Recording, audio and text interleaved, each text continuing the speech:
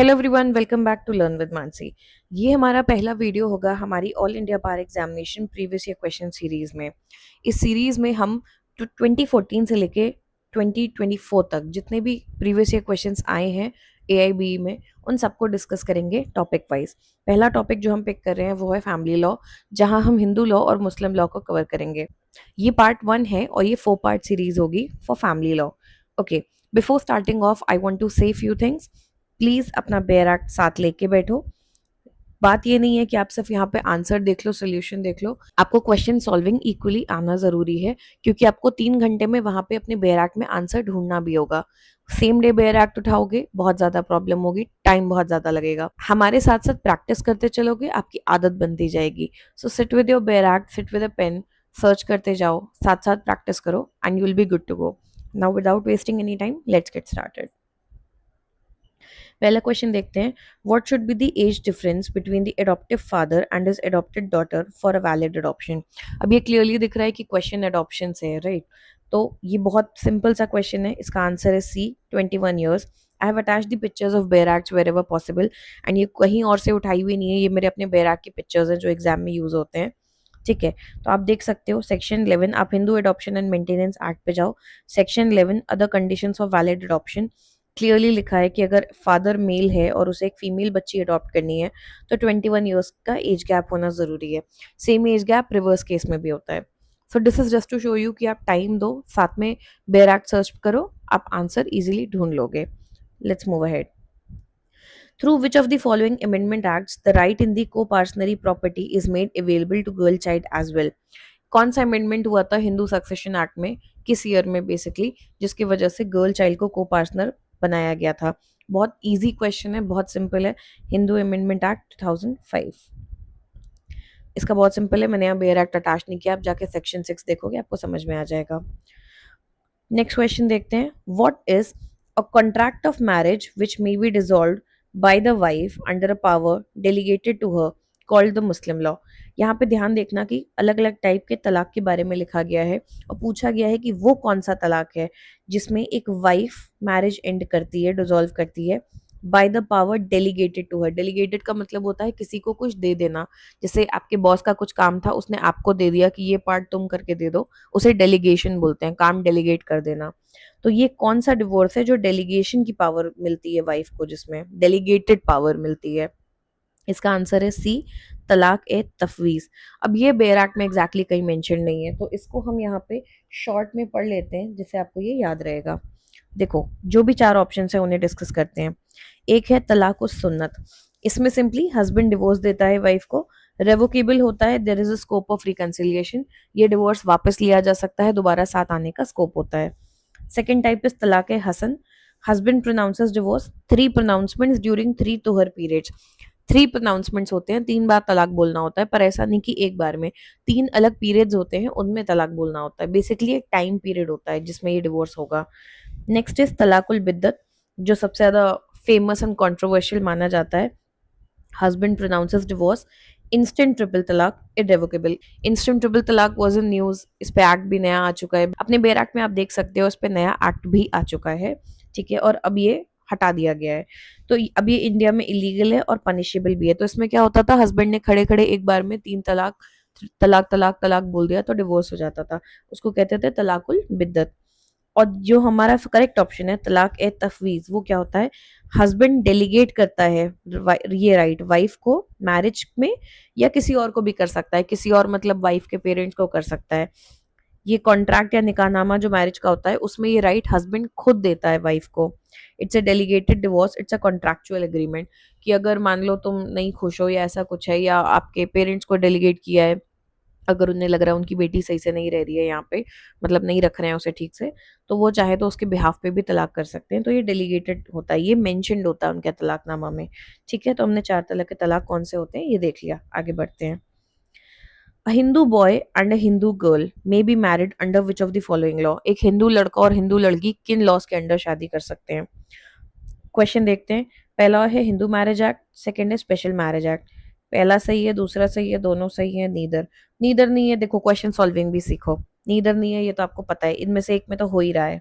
ठीक है, Hindu marriage act में शादी होती है, ये नाम पढ़ के ही समझ में आ रहा है, तो ए तो हो ही सकता है, ओनली वन पॉसिबल है। ओनली टू नहीं हो सकता, नीदर नहीं हो सकता, दो ऑप्शन तो आपके एलिमिनेट हो गए। अब सवाल ये बचता है कि सेकंड में हो सकती है। तो यस, स्पेशल मैरिज एक्ट में शादी हो सकती है दो हिंदूज की। जो लोग रीति रिवाज में बहुत विश्वास नहीं करते या वो बहुत सिंपल कोर्ट की शादी करना चाहते हैं, उन्हें बहुत पूजा पाठ में इन्वॉल्वमेंट नहीं चाहिए, या बहुत लोग होते हैं जिनके दो परिवारों में भले हिंदू हैं पर कस्टम्स इतने अलग हैं कि वो नहीं पढ़ना चाहते उन सब में, वो सिंपली एक कोर्ट में जाके शादी करना चाहते हैं, तो वो स्पेशल मैरिज एक्ट के अंदर शादी चाहे तो कर सकते हैं, क्योंकि हिंदू मैरिज एक्ट की कुछ रीति रिवाजों की डिमांड होती है। करेक्ट आंसर है सी, बोथ। दो हिंदू हिंदू मैरिज एक्ट के अंडर भी शादी कर सकते हैं और स्पेशल मैरिज एक्ट के अंडर भी। आगे बढ़ते हैं। Section 13 clause 1 of the Hindu marriage act provides for the following. अब जैसे ये पढ़ो, सबसे पहले तो सेक्शन 13 जाके खोल लो, क्योंकि पता है उसी से रिलेटेड क्वेश्चन है। किस बारे में बात करता है? Grounds for restitution of conjugal rights, grounds for judicial separation, या फिर ग्राउंड्स फॉर डिवोर्स। अब मोस्टली बच्चे गलती कहाँ करते हैं? डिवोर्स पढ़ा, जल्दी से भाग के ओनली 3 लगाया और आगे बढ़ गए, बट ऐसा नहीं है। आपको वहां जाओ, पढ़ोगे, ध्यान से पढ़ोगे, मेंशन्ड है और चीज़ों के बारे में, बट आपको कैसे सॉल्व करना है? Restitution of conjugal rights section 9 है, जुडिशियल सेपरेशन सेक्शन 10 है, ये आपको पता है, डिवोर्स सेक्शन 13, ये तो सिंपल हो गया। सेक्शन 13 क्लॉज 1 मेंशन है, तो डिवोर्स की बात तो हो रही है, ये तो हमें पता ही है, तो 3 तो ऑप्शन में होना ही चाहिए, तो ये ऑप्शन नहीं हो सकता, ये हमें क्लियर हो गया। ठीक, अब सवाल ये 1 है 2 है कि नहीं, देखो। तो देखो अब हम क्या करेंगे, सेक्शन 10 पे और सेक्शन 9 पे भी जाके देखेंगे। सेक्शन 10 में जुडिशियल सेपरेशन में क्लियरली लिखा है कि सेक्शन 13 सब क्लॉज 1 के कुछ पॉइंट्स हैं जिन पे जुडिशियल सेपरेशन लिया जा सकता है, यानी कि सेक्शन 13 का सब क्लॉज 1 बात करता है for both judicial separation also and divorce also. तो इसका correct answer would be B 2 and 3। जैसे देखो यहाँ पे जुडिशियल सेपरेशन का बेयर एक्ट अटैच किया है, जहाँ पे क्लियरली लिखा है कि इन ग्राउंड्स पे specified in subsection 1 of section 13, wife जो है, and in case of a wife in grounds पे जो सेक्शन 2 में है। बेसिकली हमें 1 से लिंक मतलब है यहाँ पे, तो यानी सेक्शन 13 सब क्लॉज 1 जो है वो जुडिशियल सेपरेशन की ग्राउंड्स की भी बात करता है। तो हवा में मत टिक करो कि ऊपर एक वर्ड पढ़ लिया, सेक्शन 13 पढ़ा और डिवोर्स टिक करके आगे बढ़ गए। Go and check the bare act, एक सेकेंड रीड करो, समझ में आ जाएगा। अगला क्वेश्चन देखते हैं। What is the meaning of batil marriage in Muslim law? अब ये भी बेयर एक्ट में मेंशन नहीं है, आपको पता होना चाहिए। बातिल मैरिज किसे बोलते हैं? वॉइड मैरिज को। वॉइड मैरिज हमें पता है क्या होता है, वो जो शुरू से ही गलत है, वॉइड एब इनिशियो। आगे बढ़ते हैं। Which of the following is generally not considered as a valid condition for a Hindu marriage as per Hindu Marriage Act 1955? सीधे हिंदू मैरिज एक्ट पे जाओ, valid conditions of a Hindu marriage, उस सेक्शन को खोलो और पढ़ो क्या लिखा है उस हिसाब से। ऑल्दो ये क्वेश्चन थोड़ा सा ट्रिकी है क्योंकि इसकी लैंग्वेज में प्रॉब्लम है, ये भी प्रिपेयर्ड रहना कि बहुत बार एग्जाम में होगा उनके साइड से क्वेश्चन में लैंग्वेज एरर्स भी हो सकते हैं और क्वेश्चन गलत भी आ सकता है, तो उसमें फंसना नहीं, जो मोस्ट प्रोबेबल आंसर लग रहा है उसकी तरफ जाना। चलो देखते हैं इन्होंने क्या पूछा है। जनरली नॉट कंसिडर्ड, नॉट जैसे वर्ड आए तो ध्यान देना, फ्लो में कंडीशंस पढ़ के सिर्फ टिक मत कर देना। पहला दिया है the parties should not have a spouse living at the time of marriage, यानी शादी के समय उस इंसान का ऑलरेडी लिविंग स्पाउस नहीं होना चाहिए। अब ये तो वैलिड कंडीशन है, यानी ये आंसर नहीं हो सकता क्योंकि हमसे नॉट पूछा गया है। ठीक है, ऑप्शन सी देखते हैं पहले। The parties should not be सपंड ऑफ ईच अदर, ये भी वैलिड कंडीशन है, यानी ये भी नहीं हो सकता, तो ए और सी तो एलिमिनेट हो गए। अब बी और डी बचते हैं। Parties should be with in the degrees of prohibited relationship, ये वैलिड कंडीशन तो नहीं लग रही है क्योंकि हमने क्या पढ़ा है, parties should not be with in degrees, but उसके आगे भी एक लाइन लिखी है, अनलेस आपका कस्टम ना अलाउ करे। अगर आपके कस्टम में आप ये प्रूव करते हो कि ये शादी अलाउड है, उस केस में अलाउड होता है, इसलिए ये भी आंसर नहीं होगा। एंड डी लिखा है the parties should not be suffering from epilepsy. अब ये पहले एक कंडीशन थी बट इसको हटा दिया गया है, डिलीट कर दिया गया है, तो ये तो ओपनली लॉ में डिलीट की गई है, तो हर हाल में आंसर यही होगा। बहुत बार कंफ्यूजन इसमें होता है, जैसे इसको आप पढ़ोगे the party should be with in degrees of prohibited relationship, आपको लगेगा नहीं ये तो गलत दिया हुआ है, तो बात तो सही है, लिखा गलत नहीं है, बट इसके आगे एक चीज लिखी हुई थी क्लियरली कि अगर आपका कस्टम और यूजेज अलाउ करता है, जैसे बहुत से कस्टम्स में अपने मामा से शादी करना अलाउड है, अब वो वैसे तो डिग्रीज ऑफ प्रोहिबिटेड रिलेशनशिप में आता है बट वहां पे अलाउड है, तो उन्हें प्रूव करना होता है कि उनका कस्टम अलाउ कर रहा है। तो इन दैट केस ये स्टेटमेंट ट्रू बैठेगा। इन्होंने वर्ड भी यहाँ जनरली यूज किया है, बहुत स्पेसिफिक नहीं बोला है। So the answer would B D. Okay, आगे बढ़ते हैं। Which of the following is not, again not आया है, ध्यान देना, is not a ground of void marriage under section 11। बैराक खोलो, सेक्शन 11 खोलो, वॉइड मैरिज की बात कर रहा है, देखो कि कौन से ग्राउंड्स हैं जहाँ पे उन्होंने दिया होगा कि ये ग्राउंड्स होते हैं।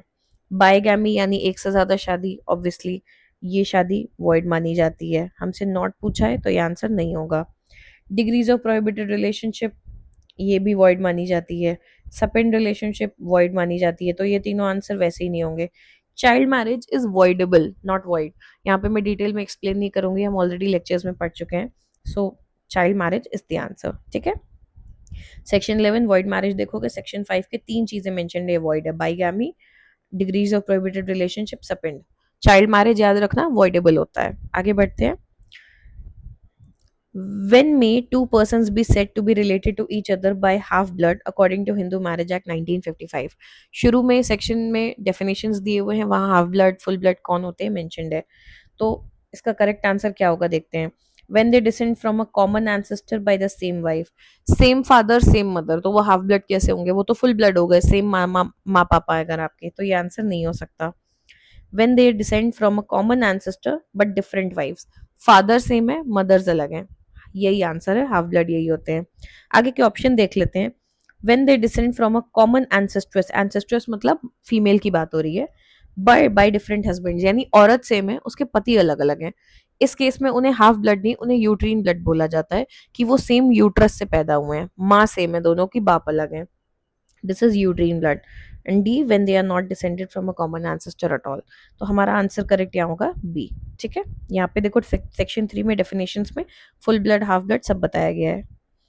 सपिन रिलेशनशिप क्या होता है, इसको मैं डिटेल में एक्सप्लेन नहीं करूंगी, this a separate lecture on my channel for that. अब अगर डिटेल में समझना चाहो तो वहां जाके देख सकते हो।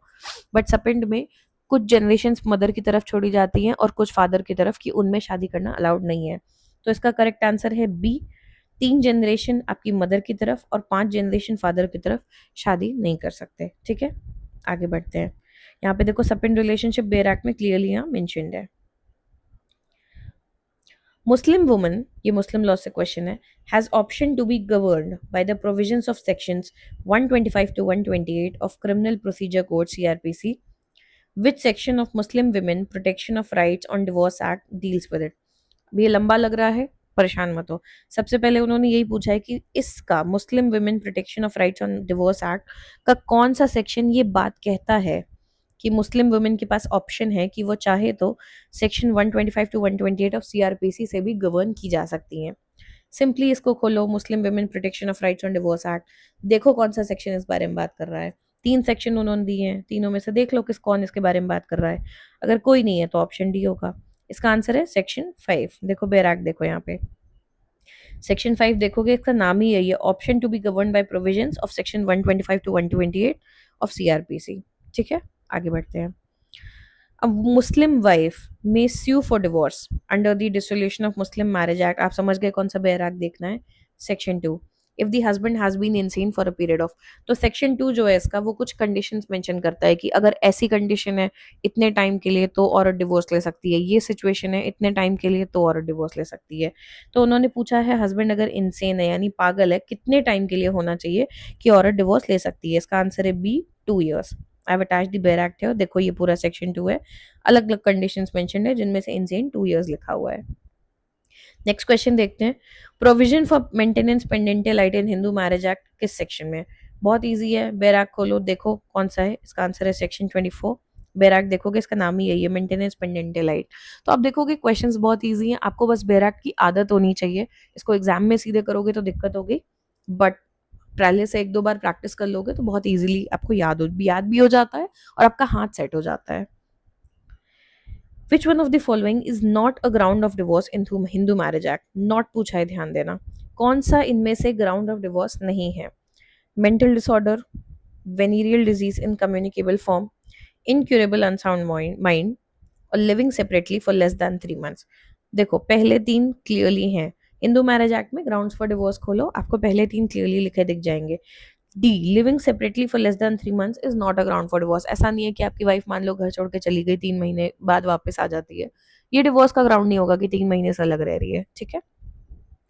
तो D, living separately for less than 3 months is not a ground for divorce. Section 13 देखो ग्राउंड फॉर डिवोर्स की बात करता है, तो incurably unsound mind, mental disorder, venereal disease in communicable form, ये सब डिवोर्स के ग्राउंड्स हैं, ठीक है। आगे बढ़ते हैं। Indian Christians can obtain divorce under which of the following enactments. अब आप सोचोगे क्रिश्चियन वाला नहीं पढ़ा, दिमाग लगाओ। स्पेशल मैरिज एक्ट शादी के बारे में, क्रिश्चियन मैरिज एक्ट शादी के बारे में, स्पेशल मैरिज एक्ट ये भी शादी के बारे में, Indian divorce act. Indian divorce act क्योंकि सेक्युलर लॉ है, क्रिश्चियंस पे अप्लाई होगा, ठीक है। सिंपल सा आंसर है C. Okay, the section 12 of Hindu maintenance and adoption act किस बारे में है? तो सिंपली जाओ सेक्शन 12 खोलो और देखो वो किस बारे में। Answer is B, effects of adoption, ठीक है। आगे बढ़ते हैं। Which of the following statement is और are false for the purpose of Hindu marriage act 1955। तो आगे हमें 3 स्टेटमेंट दिए हैं, इनसे पूछा है हमें कि कौन से इनमें से फॉल्स हैं for the purpose of Hindu marriage act. अब ये क्वेश्चन में एक प्रॉब्लम है कि यहाँ पे ग्रामेटिकल एरर या टेक्निकल एरर बोल सकते हो, नॉट ग्रामेटिकल है, बट फिर भी आंसर आया था AIB का। तो क्वेश्चन स्किप मत करना अगर समझ नहीं आ रहा है, नेगेटिव मार्किंग नहीं है, अटेम्प्ट कर दो एंड जो सबसे प्रोबेबल आंसर लग रहा है उसे अटेम्प्ट करना। देखो पहला स्टेटमेंट क्या दिया है, it is assume that a person who is not Muslim, Santhal, Christian और ज्यू और Parsi bye religion is Hindu. तो देखो हमने संथल वर्ड अगर हटा दें तो ये स्टेटमेंट सही है और यही वर्ड यहाँ नहीं होना चाहिए था। अगर कोई मुस्लिम नहीं है, क्रिश्चियन नहीं है, जीव नहीं है या पारसी नहीं है तो हम मानते हैं कि वो हिंदू है, अज्यूम करते हैं, ये बात सही है। पर यहाँ ये वर्ड है तो ये हमें फंसाता है। अगला ऑप्शन देखते हैं, a person who belongs to Lingayat subsect is assume to be Hindu, ये क्लियरली लिखा हुआ है, तो स्टेटमेंट 2 बिल्कुल सही है। तो हमसे फॉल्स पूछा है तो स्टेटमेंट 2 नहीं हो सकता, यानी ये ऑप्शन एलिमिनेट हो गया, ठीक है। स्टेटमेंट 3 देखते हैं, a person converted or reconverted to another religion needs to follow local ritual custom for converting back to Hinduism। ठीक है, इसका आंसर है C3 ओनली। अब आप सोचोगे ये क्योंकि गलत स्टेटमेंट है, फॉल्स है, ऐसा नहीं है। तो अब आप सोचोगे कि 1 भी तो गलत है क्योंकि संथल मेंशन्ड है, but that is the problem. Technically yes 1 गलत है और आंसर उस हिसाब से 1 एंड 3 होना चाहिए था, but according to the official answer key उन्होंने इसको क्लियरली ये माना है कि ये आप अंडरस्टैंडिंग बेसिस बोल के छोड़ दिया है। आप अपने हिसाब से अटेम्प्ट करना, मोस्टली ऐसे क्वेश्चंस एलिमिनेट कर दिए जाते हैं, बट समटाइम्स ऐसे क्वेश्चंस आ जाते हैं, आपके हाथ में नहीं है। आगे बढ़ते हैं। Which of the following properties will Section 30 of Hindu Succession Act govern? Section 30 किस बारे में होता है? टेस्टामेंट्री सक्सेशन है। इन चारों का नाम वहां मेंशन्ड है, answer is C, all of the above, ठीक है। ये देखो बेयर एक्ट हटा जाए, आप देख सकते हो। On which of the following dates did Hindu Marriage Act come into operation? Answer is A, 18th May 1955। अब बहुत लोग सोचेंगे ये हमें सारे याद रखने पड़ेंगे, ऐसा नहीं है। बेयर एक्ट देखो, बेयर एक्ट में सब मेंशन्ड है। हिंदू मैरिज एक्ट जहाँ पे शुरू हो रहा है वहीं डेट मेंशन्ड है और ये हर एक्ट में होता है। तो आपको किसी की भी डेट पूछी जा रही है वो यहाँ पे लिखी हुई है कि वो कब कब एनफोर्स हुआ था, ठीक है। Which of the following sections of Muslim Personal Law Shariat Application Act 1937, इसको खोल लो तुरंत, have been repealed by Section 6 of Dissolution of Muslim Marriage Act 1939? नहीं उसको मत खोलो, इसको खोलो। Dissolution of Muslim Marriage Act 1939 खोलो, उसका सेक्शन 6 देखो कौन सा सेक्शन को रिपील कर रहा है। Answer is B, section 5। वहां पे क्लियरली लिखा है बेयर एक्ट में, देखो सेक्शन 6 में क्या लिखा है, रिपील ऑफ सेक्शन 5, ठीक है। I hope this helps. We are done with part 1 of our series. इसके अगले 3 पार्ट और आएंगे, उसमें हम पूरे Hindu law and Muslim law यानी बेसिकली फैमिली लॉ के क्वेश्चंस अटेम्प्ट करके खत्म कर देंगे, ठीक है। स्टे ट्यून, साथ में क्वेश्चंस लगाओ एंड आई रिक्वेस्ट यू सिर्फ इसको सुन के मत जाओ, बेयर एक्ट उठाओ और साथ में प्रैक्टिस करो। साथ में प्रैक्टिस करोगे तो तुम्हारी आदत बनेगी क्वेश्चन सॉल्व करने की, आंसर ढूंढने की, क्योंकि एग्जाम में सीधे बुक उठाओगे ना तो 2 मिनट प्रोसेस करने में लग जाते हैं बार बार कि कहाँ से आया ये क्वेश्चन, किताब में भी कहाँ पे दिया हुआ है, आपके सामने आंसर होगा, बट उसको ढूंढने की प्रैक्टिस कर लोगे पहले से, हाथ सेट हो जाएगा।